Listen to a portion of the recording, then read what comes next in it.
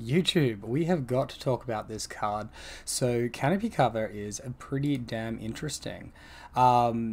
Previously we have tested other 2-mana hexproof type cards like Alpha Authority, posted Ben Madsen's thing, and comment from Vespertine on YouTube has made me revisit the idea a little bit. Mostly hexproof on your creature isn't super amazing. The secondary text of only being blocked by one creature is also not that amazing either. However, Canopy cover pretty much gives you a creature flying, can't be blocked except for by creatures with flying or reach. In addition to that, it does not say hexproof.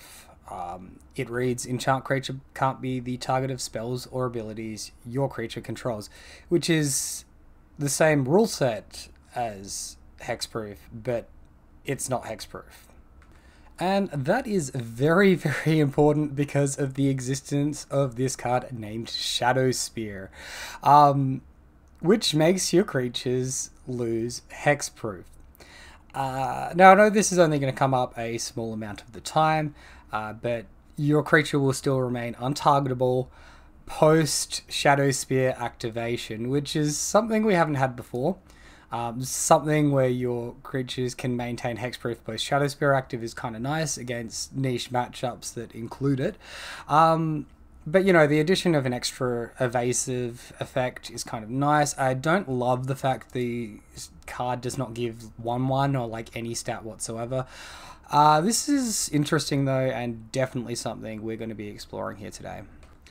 Alright, so we are post Grief and Beans banning now. Sorry, post Fury and Beans banning now.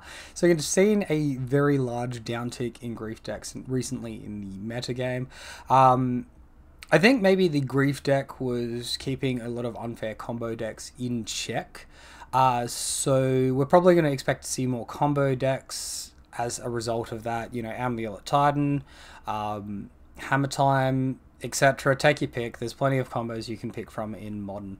As a result of all of this, as a result of the bannings, I've sort of reset my list a little bit here. I've gone back to 0 copies of Leyline of Sanctity in the main deck. They've all been moved across to the sideboard. However, in the main deck, we've gone back up to 2 copies of Spider Umbra, 2 copies of Audacity, 3 copies of Sentinel's Eyes, still at 2 copies of Griffspoon though. Canopy cover taking up the 3rd slot there, and still at 2 copies of Spirit Mantle. Where things get like debatable is in the sideboard. I have decided to remove Sanctify and Vect from my sideboard at the moment with Scam being gone. Obviously this could be bad if we need another creature against red and black decks and we're siding out Light Paws, we end up mulliganing too hard. I didn't really get to test it as much as I would have liked, but I think in general Sanctifier was maybe a little bit underwhelming, but the sample size just wasn't there to really put the volume in and get a good view of that. So this is going to leave us post Fury bans. We're going to see a rise in creature-based decks, so we may actually want some creature removal, your Solitudes, your Path to Exiles, Prismatic Ending, and March of Otherworldly Light. These are like sort of options. We've got Dramoka's Command in there as well, which can be like a pseudo removal effect as well. Can also be quite good against Burn, countering those deflecting palms, which are ever so troublesome. Look, I think I'm leaning towards, at the moment, testing out March of Otherworldly Light. It can target enchantments, so for 1 mana you can remove an opponent's Urza Saga, which against like Amulet Titan can just like ruin them pretty hard. It can also, I guess, for 2 mana, remove an Amulet off the battlefield, which can negate them copying it with Microsynth Gardens. Amulet's a big problem, and a problem I've been having for a while, so I think I prefer this over like a Sorcery Speed Prismatic Ending. I don't think I'm quite at wanting to retest Path yet. And Solitude, I don't really want to be playing Solitude when like Jashadi's Trick Binder is around, like countering those ETB effects. Like that just seems pretty bad to me. So yeah, this sideboard is like as you see on screen.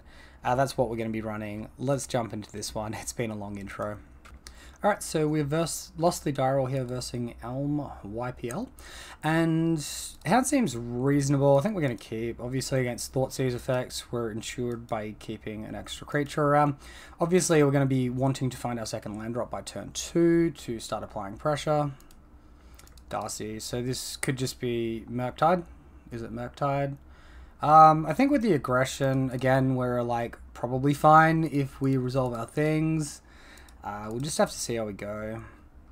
Bogle turn 1 could be a slight misplay. If they're running like Spreading Seas main deck for some reason, we could lose that like blue mana. Opponent attacking with Darcy. We can actually off the trade here. Our opponent can't really grow this currently. Does that set us behind more or them behind more? How much of a problem is this? No dash Ragavan, building towards Murktide. I think we want this off the table. Alright, no other effects from our opponent. This is like they're getting countered. We're going to hope to resolve the next one next turn. Unfortunately, we brick on land drops. We can't double hexproof creature here. Yeah, there's the counterspell. We expected that. We just need to resolve this next one. Hopefully our opponent goes to be proactive now, us missing a land drop, instead of just holding up counter magic forever. Yep, right on time. Alright, we'll try for it. If this gets countered, we're in a really bad place. Unfortunately, we bricked. And, yeah, bricking is not good. So another counterspell. Alright, we're in trouble. I guess that block was a mistake, not having the second land in hand. If we had access to the other 2-drop, it would have actually been a fine play. Alright, bit of a dead draw. Pass back. I don't see when we're going to be activating this. Alright, our draws have been pretty suboptimal here. Our opponent is doing classic control stuff of making all their land drops. Interestingly, they're not really playing any instants or sorceries to churn the graveyard here. This could just be Blue Moon we're versing. There's a dash on the Ragavan. I guess we see one more draw, and then if we don't like what we see, we probably scoop. Razorverge Thicket, so that's a failed trigger on the Ragavan. Daybreak off the top. Alright. We punted this game, gambling on the land drop. Let's move on to sideboarding. If you guys haven't seen, I've thrown together a sideboard guide, completely free, access to everyone, completely for free there. This was like post-bannings, but a lot of it's still relevant. I guess just you won't see as much scam at the moment. You won't see Bean Cascade. But yeah, this could be a pretty useful tool for pretty much everyone out there, and it's completely free to you all. Alright, so here we can see a Murktide deck. Obviously they're building towards big chunky Murktide over here. There's interactions such as subtlety, such as counterspell, spell pierce. I wouldn't be surprised if we saw Stern Scolding post board. That's this bad boy here. We've got explosives, dress down, blood moon, force negation, more subtlety. Alright, so main concerns are explosives and blood moon. Obviously creatures being countered aren't the best, but we can't help that. I think we bring in 2 Force of Vigors, mostly for blood moon. Maybe our opponent misplays and we collect on the explosives as well, taking out the 2 light paws. Alright, yeah, love a one-lander. I mean, you know I love gambling one-landers instead of actually having guaranteed tempo. Having said that, this has got a fantastic suite of auras and we got the creature we need. For those of you that don't know, Totem Armor works really well into Dress Down because it stays on the aura, not on the creature, and your creature will survive post being countered. I don't think our opponent's going to have Spell Pierce. I guess we make them have Spell Pierce. I don't see a Spell Pierce there. I guess if they've got no counter magic, we're going to try and resolve Totem Armor here, this one with Reach. That works as well. Alright. Cool, let's start attacking on in. Spider Umbra there was actually maybe a slight misplay. I think it's fine if we've only got the 1 Totem Armor effect in hand, but if our opponent like Dash Ragavan's there, we wouldn't be able to block it. So our opponent is most likely holding up Counterspell here. See if they take the bait with the Hyena Umbra. I'm going to hold Daybreak Coronet in hand and just like Sentinel's Eyes. Sentinel's Eyes is not a good target for Counterspell. And if they just counter the Hyena Umbra, we'll just slam the Daybreak Coronet. So obviously Force of Negation could be a card my opponent has here. He just hard yields it to us. Beautiful. That's really good. 2-turn clock. We don't have any evasion currently for our opponent, but I mean, this is going to be a big problem for them. Explosives on 1. Alright, that's going to be a big problem for us. Just cracks it now. Alright, I guess we take that. I think we cycle 1 Horizon Canopy. Well, at least they're not lands that we can't cycle. Let's go ahead and attack for 2 points of damage. Suppose against explosives as well, Stony Silence is a consideration. It just seems like a really slow answer to explosives rather than like jamming auras and attacking our opponent. You know, it's not very effective into counterspell because that's even mana value. Alright, opponents slam the fatty Murktide. You hate to see that. What can we draw? Not super keen on that one either. Alright, let's pass. Expressive Iteration, scary. Bogles fine. Opponent did Bauble active us into consider here. Looks like they're not too concerned about the top card of our library. We do see 2 deep off the Canopy though. Any attacks, opponent. Life is looking fairly fragile. Draw this one here. Griff Spoon? I wish our opponent did not know about that Griff Spoon. It's also bad. Well, we play out Griff Spoon because it's free to do so. We'll play out Razor Verge Thicket in case we need to like hard cast Force of Vigor in some weird strange world and we cannot attack. Brotherhood End. Yeah, I mean this is fun, isn't it? Okay. Lightpaw's top deck would be really good because then we can reload with Sentinel's Eyes. Maybe a Griff Spoon in a future turn. Sentinel's Eyes triggers the Lightpaw's, you know, passive. Griff Spoon return will not. Alright, that's the dead draw. I guess we see one more card, but I think we're pretty boned here. Also, with our opponent's mana, it doesn't look like they're a Blood Moon deck, does it? Not to me, at least. Alright, let's crack this bad boy. Our opponent's holding up a lot of mana now. Obviously, I'm not running Dryad Arbor. I haven't been for a while, and I haven't really missed it, to be honest. What do we see? Daybreak Coronet. So I guess we give them one more attack. They still don't have Delirium active, which is pretty wild. Oh, here's a Lightning Bolt. Here's some Darcy triggers. Darcy's get buffed up. We're looking at 10 damage, plus the Lightning Bolt puts us on a Virtual 3 currently. Alright, Virtual 3, Virtual 2, it's the same, right? Not playing around Bone Crusher Giant, I don't think. Yeah, we need a Light Pause and no interaction on our opponent's end. That is not a Light Pause. Alright, GG's. Interestingly enough, if our first Daybreak Coronet was actually a 1-mana aura, we probably would have had enough tempo to have beat our opponent. That being said, yeah, we just got beat. We did a bad gamble game 1, and let's move on to the next match. Match number 2, and we won the Darrell versus Bat Spam. Unfortunately, only a Daybreak Coronet in hand, so this hand is going to have to be a mulligan. How much do we believe in Light Pause with no information from our opponent? Probably not enough to keep this. Maybe on double Light Pause it's fine. Maybe if we see Gigantha and we think it's Tron. Alright, now we're in pretty much lost territory here, unfortunately. Not good mulligans this time. You kidding me? Alright, whatever. We're going to keep this. I think we just, you know, go ahead and try to fish for information and go to sideboarding with an advantage at this point in time, pardon me. So Windswept Teeth and pass.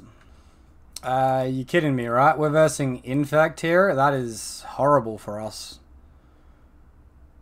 Find the Glade Cover Scout.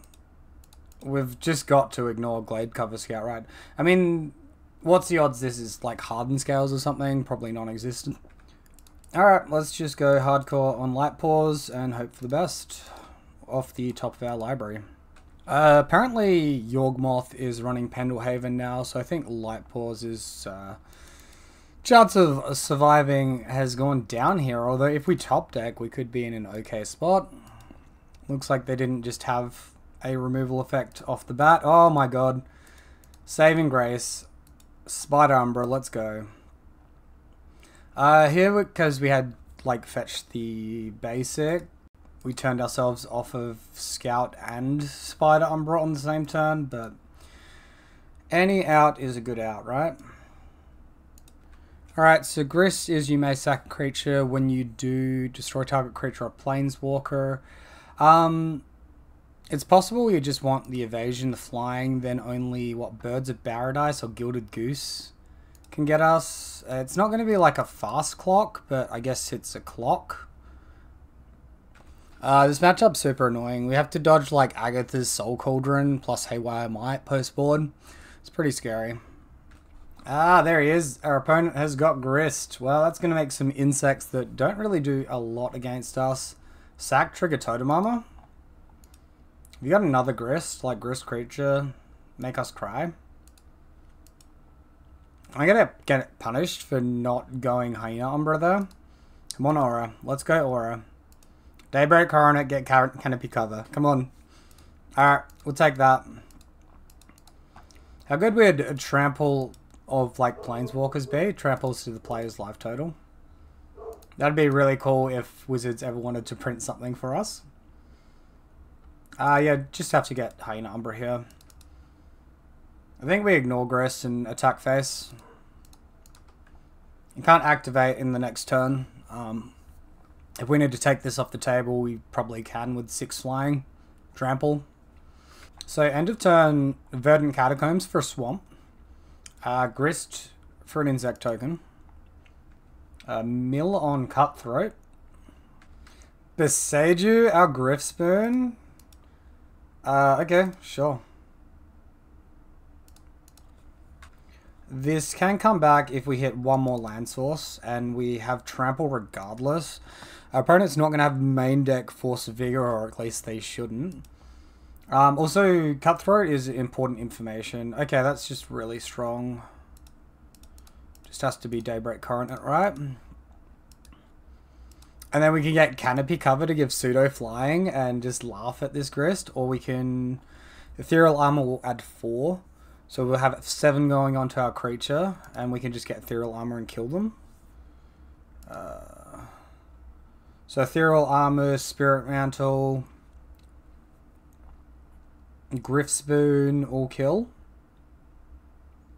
Sure, let's just go for the raw damage because, yeah, why not? Alright, we attack. Here's the blocks. We make sure to assign our damage correctly, although it automatically will just assign 1 damage to each of these creatures. 10 over to our opponent.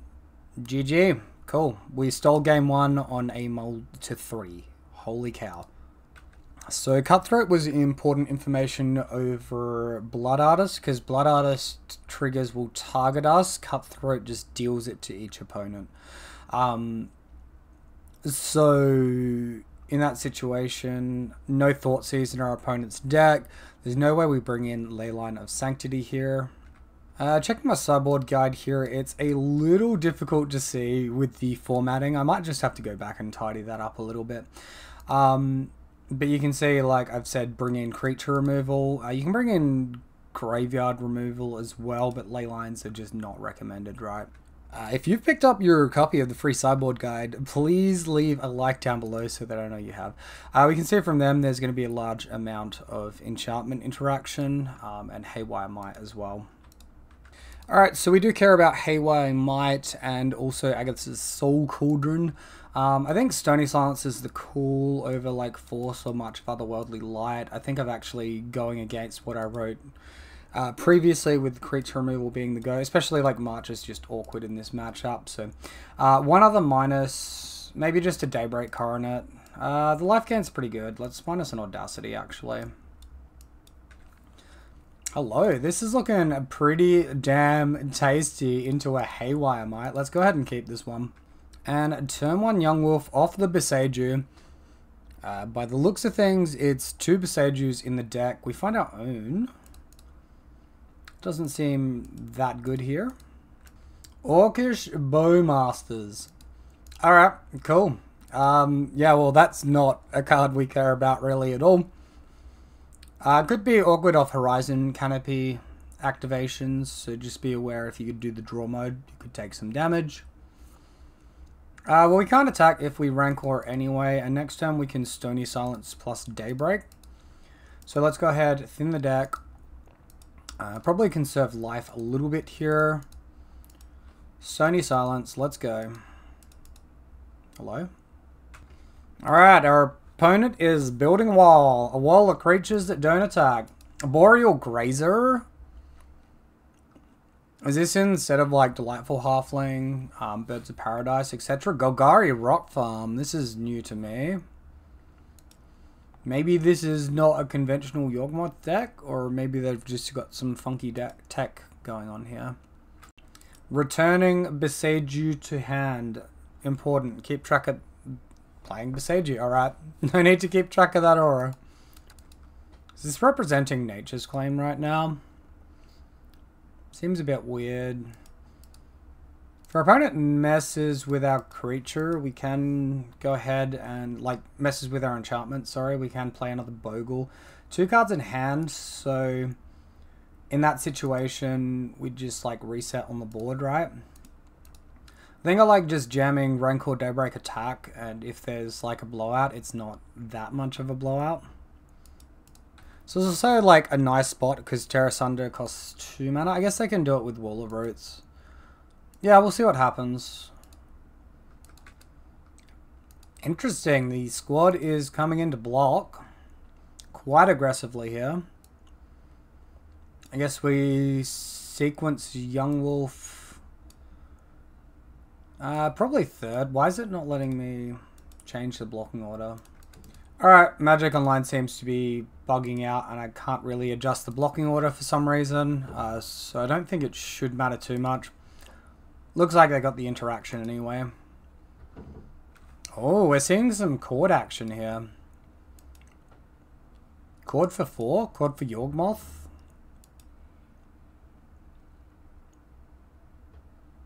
Is there like an enchantment creature? No? No like Reclamation Sage that destroys enchantments? Just a Yawgmoth. Alright.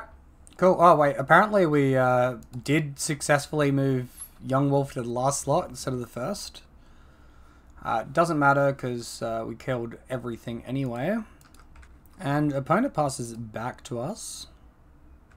Light Pause does not do very much here. I guess we're just in for attacking. If they interact with our enchantments, we can like Light Pause. Afterwards, reset the Rancor. Alright, so this is Yawgmoth block. Sack the Wall of Roots. Take the Undying counter off. Get it back as Undying. Or it's just Hardcast Force. Our opponent does not know the interaction here, so we actually get to remove the Yawgmoth potentially. Looks like maybe they had some artifacts against us because Stony Silence just got removed. Okay, there is the Proliferate, sacking the Wall of Roots. Well, I guess it's not really Proliferate, it's removing a counter, sorry. I've misspoken on that one.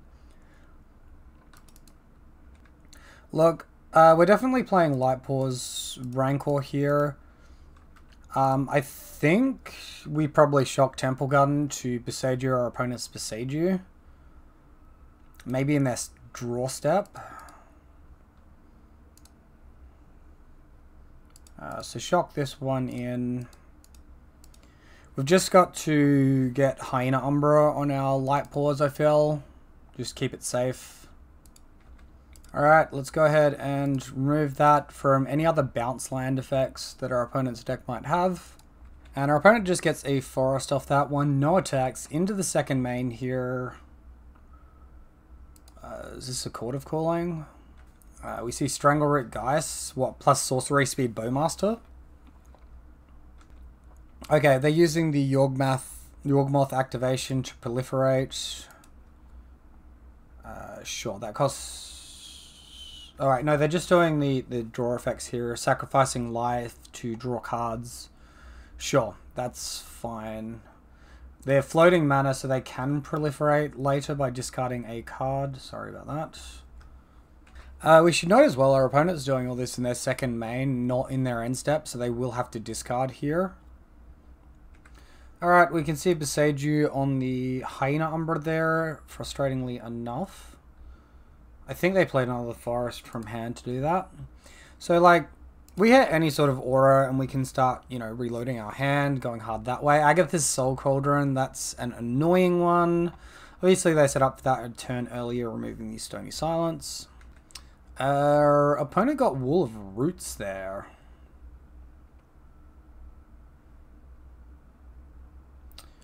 We find Rancor. That's got to be good, right? Rancor takes 6. Griffspoon would be 7. That's not our opponent dead yet. Beseiju destroys. It doesn't exile, so Griffspoon should be the play, maybe. Ethereal Armor adds 3, takes our power to 9. Our opponent can block with Strangleroot Geist trigger. We do nothing. Sentinel's Eyes can come back post disruption, which can make it awkward for our opponent to interact at all. I think it's just got to be Griffspoon. Alright, so attacks and no blockers from our opponent. Second main, we'll play out our Bogle. Alright, here we go. We see a Boreal Grazer. An extra land gets to come into play. That's a Rot Farm, bouncing the channel land, the black channel land. Takenuma, Abandoned Mire. Alright, we see Takenuma. Our opponent can return a creature card or planeswalker card from their graveyard to hand. What do they got? Bowmasters in there? We don't hugely care about Bowmasters. Double Bowmasters could kill Lightpaws, but then we just return the Griffspoon to our Bogle, attack for win. Oh, our opponent exiling our Bogle. Yeah, these... I think these guys are supposed to have hexproof because they've got a 1/1 counter, right? I don't see it. Creatures you control with a 1/1 counter on them have all activated abilities. Hexproof isn't an activated ability. Okay, gotcha. It's a static ability. Grist Destroy. Yeah, cool. We're good with that. Surely you exile the Griffspoon instead of using this activation early. I think that was a misplay. Alright. Which way do we want to win here? Yep, sure. I guess there's only one real route to victory. We can... I guess our opponent could have, like, Force of Vigor right now. Could have Terra Sunder, activate mana, get our guy, but we just have to force him to have it. Oh, these fellas have got reach. Okay, so we can't actually get through on damage. Opponent double blocking with a Boreal Grazer. And one of those guys had counter on it, a 1/1 counter on it, and we kick, our guy dies. Okay, I missed that. The play was not to attack, it was wait until next turn and Rancor Daybreak attack. Honestly, I just completely forgot these guys have reach. I should know that from versing Amulet, but I'm not used to seeing this card in Yawgmoth. Our opponent's doing some proliferate things, bouncing, like buffing up their whole board. I guess they're going to start trying to alpha strike us and like just wrecking our face, right? We need to basically top deck Lightpaws, or I think we're doomed. Lightpaws like double Rancor, or Rancor Daybreak seems really strong here. Opponent cracks down to 1, leaves the mana floating, and just goes to attack. I think they're swagging on us a little bit here. Feels bad. Alright, what can we do? Anything off the top? 1 card in hand. Our opponent's resources almost gone. Lightpaws, let's go. Come on, come on. You are not Lightpaws. I guess you're fine, though. Opponent doesn't actually have any flying, so we'll just load up on a Bogle. Alright, the question is, how much interaction does our opponent have? Because we have the bigger creature with the better keyword. At 1 life, unless our opponent gains life off a Haywire Might specifically, our opponent can't do Yawgmoth activations anymore, like the minuses to put a -1 counter on a creature, draw a card. Alright, so Yawgmoth is proliferating sorcery speed here. What did they discard? Haywire Might? Oh god, opponent. Soul Cauldron, Exile Might, exile our auras on a stick. Yeah, okay. I think they got us. Yep, there it is.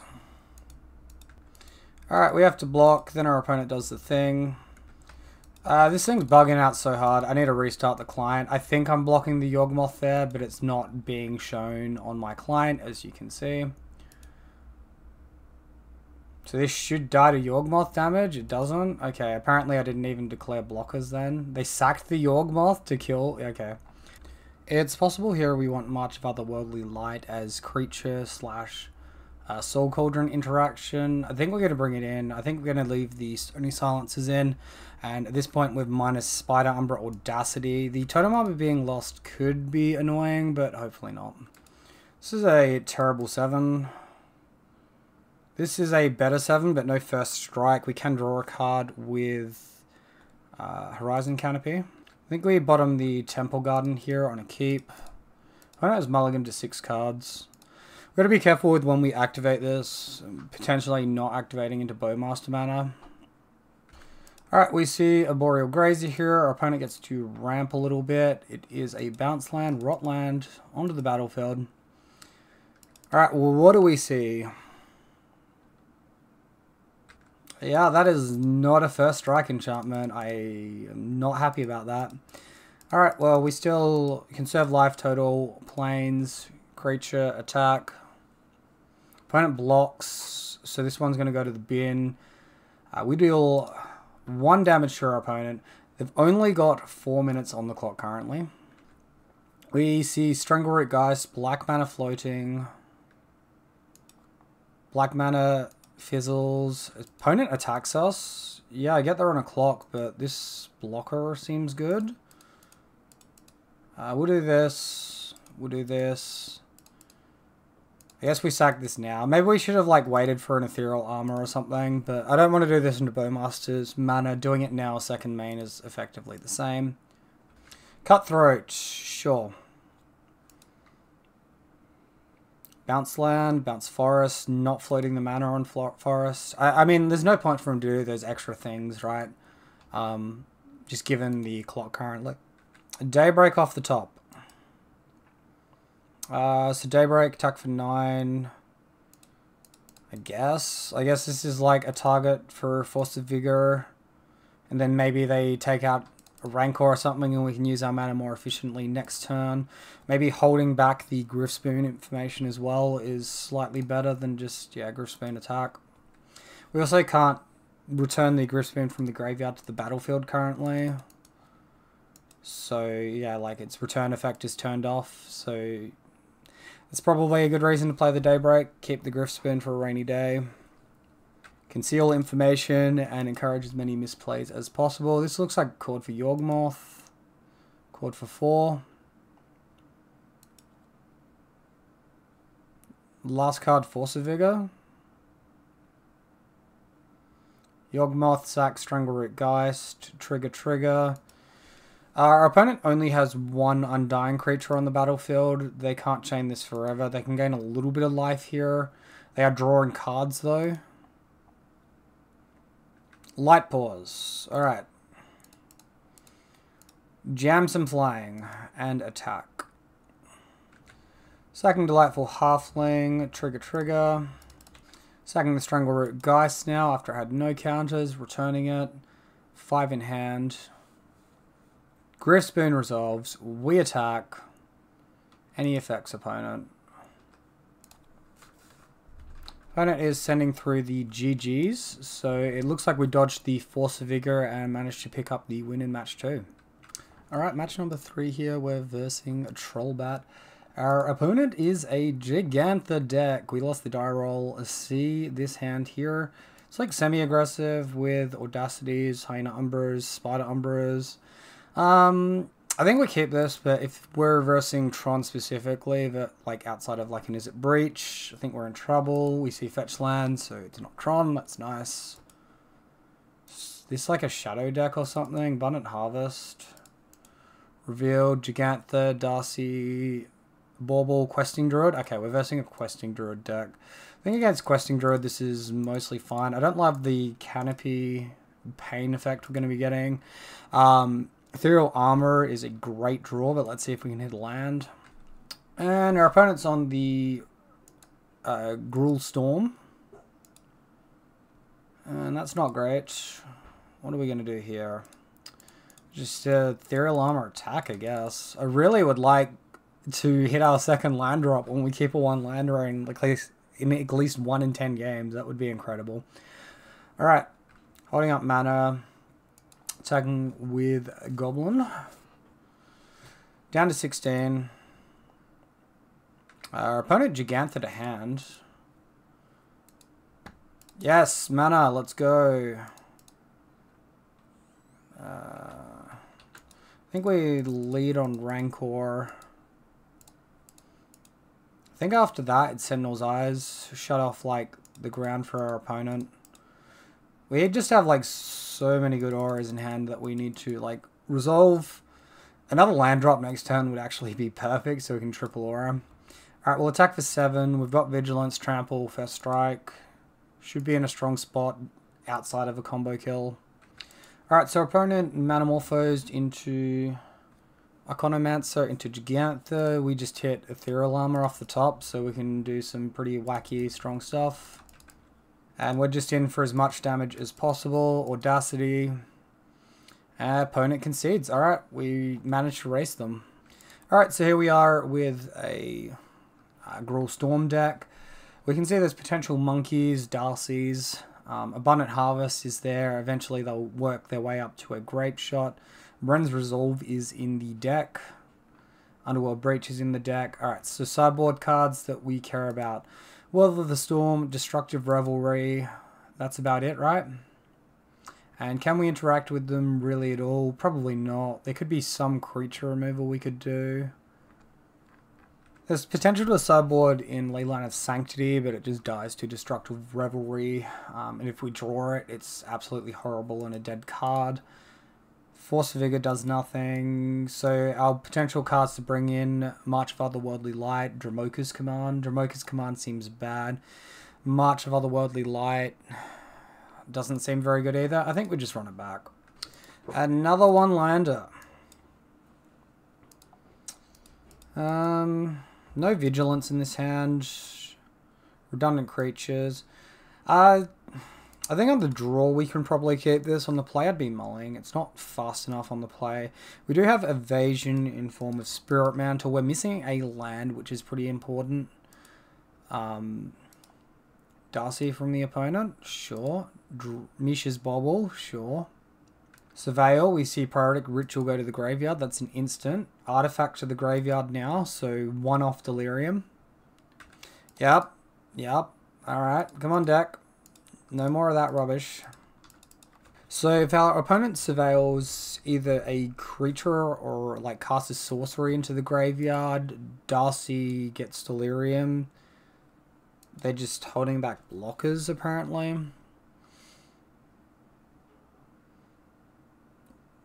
What's the chances they've got Destructive Revelry and they're wanting to trade here? I'd say somewhat high. Fortunately, yeah, bricking on the bloody, on the land is so damn annoying.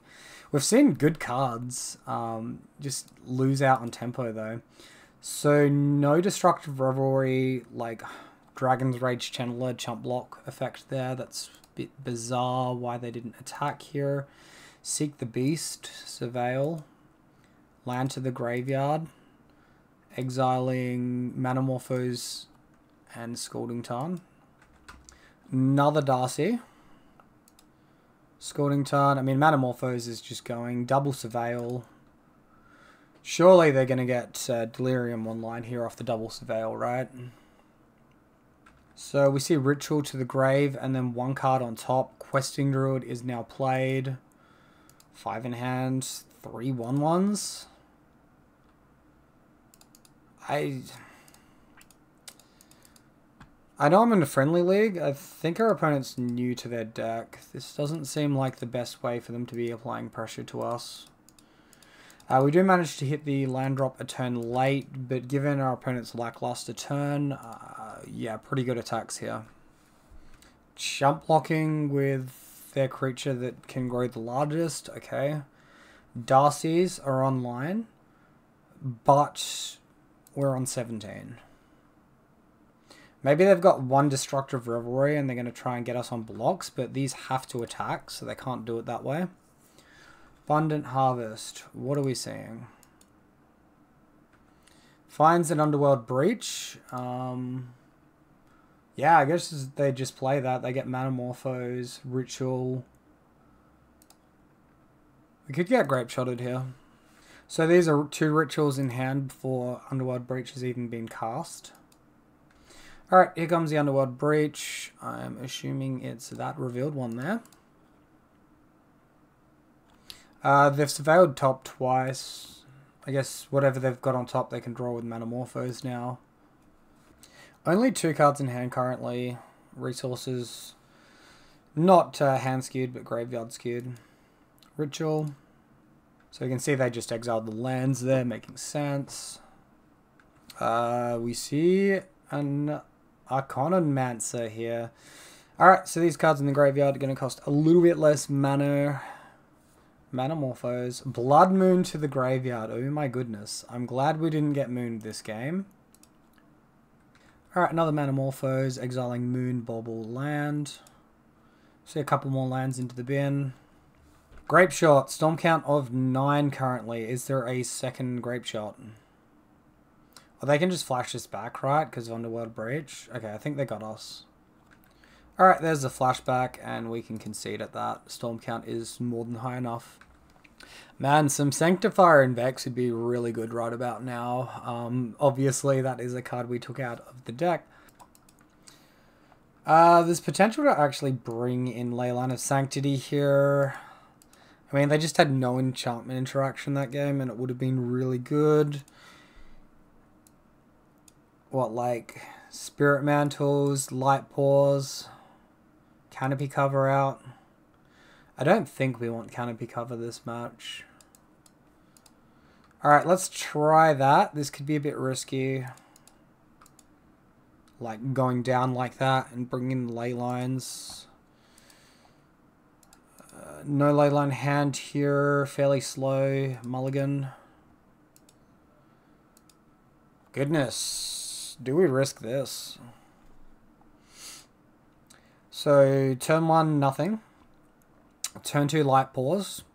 Turn 3, we have to draw an Aura and have our Light Paw survive. So in 2 draws, we have to hit an Aura to make this viable. This is better than a 5. I think we keep.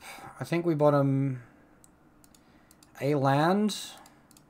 And we hope they don't have like Lightning Bolt or can't gut Grape Shot like 2 Light Paws here. This seems fairly risky. I don't know if I like this or not.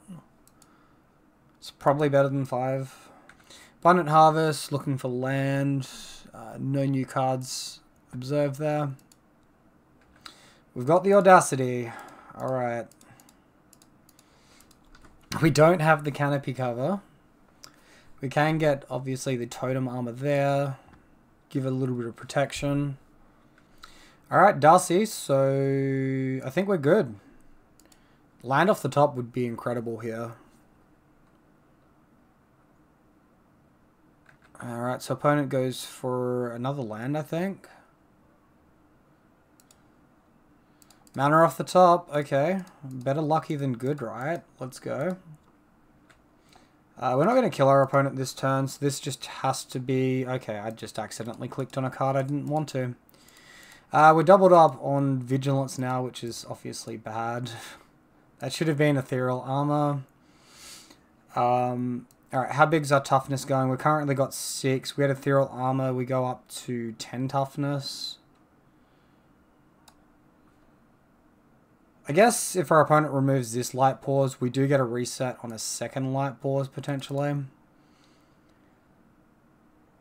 So no Sentinel's Eyes. We could have gone ethereal armor and then Rancor and been in a much better spot with the same amount of pressure or slightly more pressure.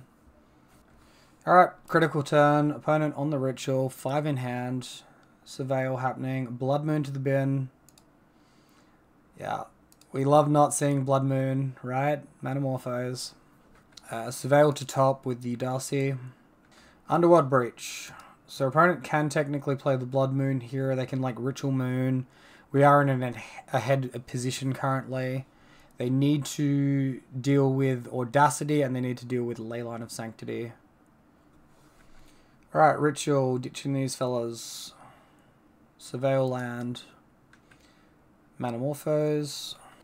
That card's on top of their library. Our opponent is down to 1 life now. After fetches. I think it was actually a shock in Steam vents at the start, right? So, if instead of Sentinel's Eyes we got Rancor, our opponent would not have been able to have done that. And they would have been, you know, at least 1 mana short, potentially. Our opponent concedes the match. Alright, light pause, you beautiful beast. Let's go. Alright, match number 4 and we lost the die roll. Versing another Gigantha deck. I'm going to mulligan this no creature hand. Sure, we'll keep this one. I'm assuming Canopy cover is our weakest card. It's also like more aggressive to double Rancor than Daybreak. We do lose access to flying here. Overgrown Tomb. Our opponent cannot be on Yawgmoth. Is this a shadow deck? Is where my mind is going currently. Beseiju. Tomb, Beseiju. Bowmaster's being held up. It looks like. So we'll ethereal armor here.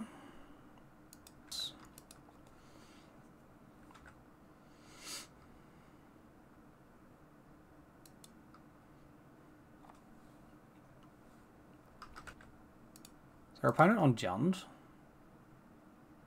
Surely, like, just Golgari is not a thing. Another Questing Druid deck. So that is in Jund colors.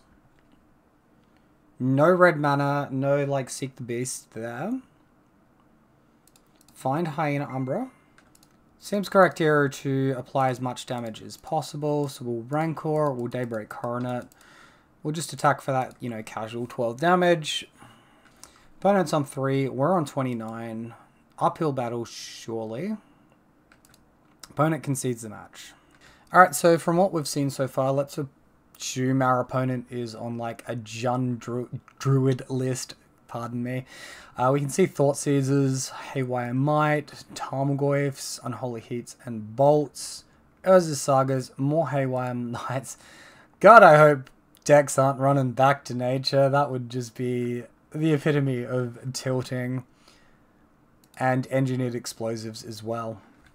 Alright, so here we are going to want our Leyline of Sanctities. We're also going to want our Stony Silences.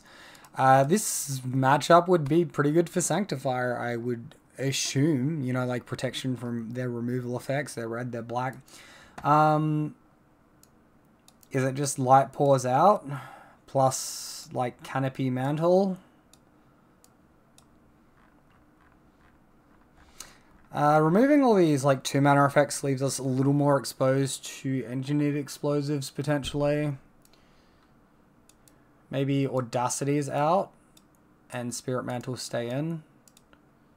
I think let's go with that. I would like to theoretically keep a couple of copies of Light Pours in, but like this Stony Silence into Haywire Might just seems a little bit too strong. No Leyline, 1 mana. I think this is reasonable. We could probably do better. Like our opponent discard attacks our auras. We're in trouble. But we're not going to be creature screwed ever, right? Right? Opponent has mulligan to 5. Alright, this is going to be a Thoughtseize, right? There's the Thoughtseize. So probably goodbye to Ethereal Armor, I would assume. Man, if like one of these Bogles with Leyline would be sitting so pretty here. Alright, no Rancor. Does this mean our opponent's deck has chump blockers? Razor Edge Thicket off top. Alright, now we've got our mana. We can hit auras, right? Come on, deck. And Verdant Catacombs. One is finding a swamp. Cold Snap. Going for Collective Brutality. Alright. Just what? Revealing our hand and discarding nothing, right? Choose an instant or sorcery card. Were you supposed to drain me or something? Is that a misclick? Or were they just like delving for information? Alright, so we always want to make sure there's like sort of 2 creatures on the board to play around Diabolic Edict type effects. The most common at the moment is probably Sheoldred's Edict. Alright, Terra Sunder is frustrating. Leyline of Sanctity off top. My god, what is this match here? Do we want to commit to the board into a potential explosives? Probably not. Opponent did fetch up a Proving Ground. Ioc, removing a Scout from hand. 1 card left in hand for our opponent. Surely if they have explosives, they just play it and crack it, right? Do we just Scout and all in? I guess. I think we're dead to explosives regardless. Attack for 3, put him to 7. Attacking for 4 next turn, we need an extra 3 damage, so Daybreak Coronet will get us the kill. It's our turn, we find Stony Silence, lol. That is not the droids we are looking for. Oh my god, explosives on 1. We dodged a bullet with the Stony Silence there. Alright, yeah, let's go on to the final match. Okay, and match number 3 here, we won the die roll versus Net64. Go ahead and keep this hand. Very juicy looking 7. I promise I won't complain about my starting hands ever again, trust me. It's alive still! Fury cannot stop this deck. I wonder if they got the Reanimate effect as well, so a Grief Reanimate would be frustrating. We have a reasonable suite of auras here. We don't have First Strike outside of Daybreak Coronet, and the Pseudo Evasion on Rancor isn't great. Not dead after all. Goodbye Rancor Daybreak. We get access to our flying here. Opponent gets that nice little buff on their creature. Play around Blood Moon, get the planes. It's possible we're supposed to leave Griftspoon in hand here.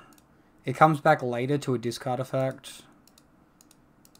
Totem Armor and First Strike both might be important. Flying will most certainly be important, but we can get it back after another 2 mana, which is also possible through Blood Moon. Monkey. Our opponent is a little bit mana screwed here. Miss their land drop. Attacking for 4. We go to 13. Not what we want to see there on the land source. However, we do get to attack for 5 in the air. 3-turn clock. Our opponent also has us on a 3-turn clock, although like any lightning bolt effect, if we fetch this land, it's no longer a 3-turn clock. Alright, attacks, we're not blocking, we're not cracking this unless we see a Blood Moon type effect coming down. Opponent finds a Hyena Umbra off the Ragavan trigger. So now they resolve Hyena Umbra and they have lethal next attack on us. Yep, Hyena Umbra on Grief. Grief would be the more difficult creature for us to remove. Opponent plays Douthie Voidwalker, so they've got lethal on us anyway, regardless of us fetching. Let's fetch, thin the deck. I guess we don't let them know about the second basic, but we still play around Blood Moon because it's free to do so. We're 1 damage off killing our opponent. Leave blocks for Grief and hope there's nothing else. Ragavan stays back on defense. Oh, Grief has got Menace. Never mind. This one's got Shadow. Alright, so it doesn't matter. And we can't block at all on either of our opponent's creatures. I should have probably have caught that. We go to 1, and then regular damage puts us to dead. So this matchup is probably not too different for us, with the deck losing access to Fury. We want our Leyline of Sanctities, we don't have our Sanctifiers, and Force of Vigor against their 3 copies of Blood Moon is also probably something to consider. Alright, so let's bring in our suite. We'll take out our Light Pores, our Audacities, and our Canopy cover. If you take out Light Pores, Canopy cover is a pretty safe card to take out. Alright, we've done it. We've got a keepable 7 with Leyline of Sanctity. And, you know, potential to play around Blood Moon as well, at least once. Unfortunately, yeah, one of these fetch lines is going to be a Temple Garden. We can't fetch a Forest there because we've got no green auras in hand and it's really bad for tempo. Alright, opponent Catacombs into Sorcery Speed fetching for Proving Ground. Cool, we're pretty happy to see that. We see the Daybreak as well, which is also something we're very happy to see. Plains, Ethereal Armor. We'll leave Griffspoon in hand as well, because it has that potential to come back. We still have the basic planes on the battlefield to play around Blood Moon type effects. Opponent with Takenuma into Haywire Might. Gross. Bogle guys hate to see this card. Oh god. Not Haywire Might, man. That card's very good against us. Alright, Griffspoon. We'll see, like, they can't block Fog us if we Griffspoon prior to combat and everything. Leaves us a little bit vulnerable to, like, Blood Moon turning off our Daybreak Coronet. Haywire Might, exile on our Leyline of Sanctity. Alright. Terrified for what that means. That might mean that they're going after our hand here. It might mean... Surely it's... They gotta make us discard the Daybreak Coronet. Should I have that read? Is that on our on our radar? Haywire Might for Leyline? Grief is good here. We still have flying and our opponent's on a 2-turn clock. Alright, so Grief into Not Dead After All. Yeah, that's what we love to see, right? So we attack for 7, put our opponent to 3. I guess we play this out. I don't think it gets discarded to any of our opponent's effects. But if it does and we top deck a Daybreak, that seems really bad, right? I guess that would, like, require a Blood Moon as well. So Questing Druid, I assume, is taking the Fury slots in our opponent's deck. They concede to the Exile on Seek the Beast, finding land. So the question becomes, do we want any Stony Silence in? I think the answer is yes. I think the number we want is 2. Because they're not, like, incredible against our opponent, but it does protect our stuff. The weak cards on our end are Spider Umbra and Spirit Mantle. I think I'm going to take out Spider Umbra and not give respect to Hidetsugu. Okay, so this hand, not amazing. We do have a draw effect on the Horizon Canopy. Opponent is keeping 7. There's very high likelihood that if we keep this hand, we're dead to Grief Reanimate on 1. I think we do, and hope for, like, you know, draw upside of hitting other enchantments. I've had some, like, funny hands which have been, like, borderline keep, borderline mull this league. Find Hyena Umbra. So that's good. It's also, like, slow. Like, what I mean by that is our best attack on turn 2 is an attack for 3. Ragavan Dash. Sure. Ragavan finds Windswept Heath. Thank you for removing that land, opponent. I'm very grateful for that.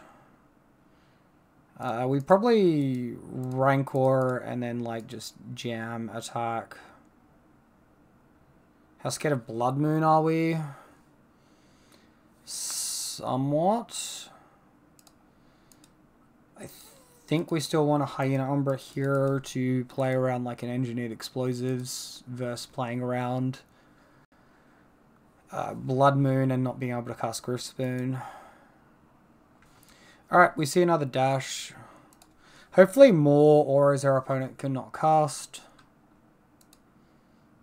Or just lands. More blanks. Finds Leyline of Sanctity. Cool. Bam. Let's go. Love to see it. Okay, so Horizon Canopy is played. Horizon Canopy, I believe, gets cycled here. Finding Ethereal Armor. Yeah, we're definitely playing that versus playing the Griffspoon. So that's an attack for 8. Yeah, one more attack and our opponent will be dead. As long as we fade interaction. Alright, end of turn. Opponent does Seek the Beast. They find Ragavan and Verdant Catacombs. I think both those cards are pretty dead finds for our opponent. I think we win the game from here. Verdant Catacombs. They can like dash a Ragavan and then like Ragavan Legend Rule themselves have a chump blocker. Obviously, Questing Druid is also another card that can block. Although they currently only have one red mana after doing Verdant Catacombs to swamp this turn, so they can't do that.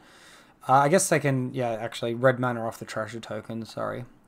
Ragavan is attacking us. I don't think anything they're going to find is going to matter. I think we're far enough ahead. The only card that matters is Haywire Might, like Force of Vigor. They find Rancor. Yeah, play it on your Ragavan opponent. Let's see what happens. Questing Druid, yep. Grief Evoke. Pitching Not Dead After All. Does that mean they have another Not Dead After All? Undying Evil, sure. And our opponent plays the Rancor on Questing Druid. Ragavan to hand. Bogle comes into play. Of course, we have slow rolled the misery out of this Griffspoon, so now we get to hit our opponent here. We can force our opponent's Rancor and get it back into our graveyard and hand. Alright, so we do end up with the 4-1 there, and you got to be pretty chuffed with that, even if it was in the Friendly League category. Alright, so big conversations to be had. Sanctifier would have been good in 2 of these matchups, the Underworld Breach and the Scam. Something to keep in mind, I don't know if I'm going to be rushing it back into my deck just yet, but we might not be done with this card just yet. Canopy Cover, did we play it once? I remember we bottomed it in one of the matches towards the end on a mulligan. Yeah, I think it's fine. I genuinely think this card is good enough to splash in.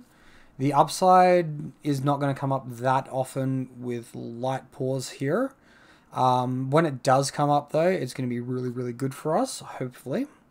That and that extra, you know, assurance against Shadow Spear seems pretty exciting to me. Main deck-wise, pretty happy there. March of Otherworldly Light. Did not play this card. I think it's okay. I think we bought it in once, but didn't end up using it, right? Okay. But yeah, the deck seems in a solid place for more testing. I hope you definitely enjoyed the video here. Be sure to let me know what you thought of the changes and of the bannings in the comment section below. Until next time, have a lovely, lovely day, and I'll catch you then.